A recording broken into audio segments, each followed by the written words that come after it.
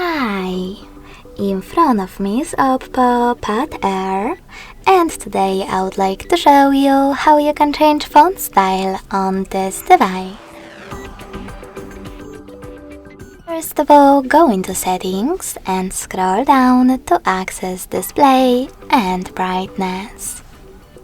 Following that, scroll down again, click on Font, and tap on one of those styles.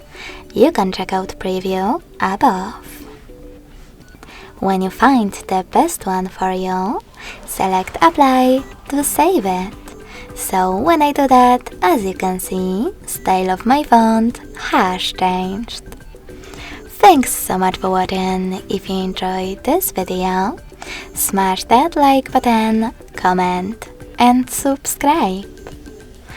Bye!